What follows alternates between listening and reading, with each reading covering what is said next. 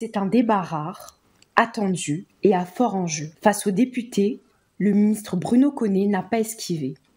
En première ligne, l'insécurité foncière qui mine la confiance des citoyens.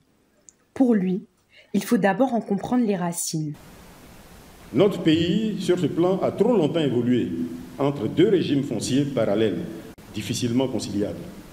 Un régime moderne, codifié, d'une part, et puis d'autre part, un régime coutumier, plus diffus, mais largement pratiqué. Ainsi, des dizaines de milliers de transactions foncières ont été réalisées sur la base d'attestations villageoises, sur des sites n'ayant pas fait l'objet d'approbation de lotissement. Des transactions ont été réalisées sans ancrage légal formel, souvent sans enquête préalable, sans vérification croisée et sans publicité. Autrement dit, vous achetez un terrain, mais personne ne sait, pas même le ministère en charge de la gestion foncière. Et vous dites que vous êtes propriétaire. Vous voyez, c'est ce qui est dit en français un peu plus propre ici.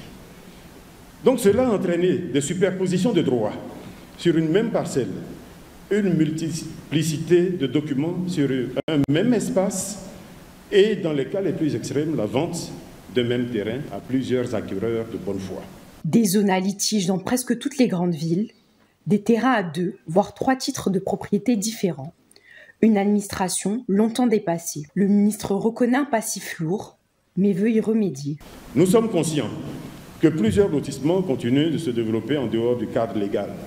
En conséquence, nous avons, 1. renforcé le dispositif de contrôle des opérations d'aménagement par la création du guichet unique du permis de construire et désormais du contrôle urbain. Si vous avez fait attention à notre actualité, il y a 3-4 mois, nous avons accru ou étendu les missions du guichet unique du permis de construire désormais et du contrôle urbain. Et deuxièmement, nous avons mis en place un dispositif de sanctions plus coercitif contre les opérateurs, contre les communautés, etc., qui autorise ou tolère l'aménagement des parcelles hors du respect des procédures officielles. Ces pratiques qui déstabilisent l'espace urbain sont à la source de futurs litiges potentiels et mettent en danger l'harmonie de nos villes. Autre réforme importante, le titrement massif des parcelles. Il convient d'abord de préciser que, de façon générale, nos actions en matière de gestion foncière visent à lutter contre les lotissements non conformes, à garantir la viabilité des projets, à prévenir les conflits et à assurer que chaque parcelle soit cadastrée, viabilisée et éligible à un titre foncier avant d'être sortie du domaine privé de l'État. Donc c'est ça que nous visons aujourd'hui. Et malheureusement, ce n'est pas ce qui s'est fait dans le passé.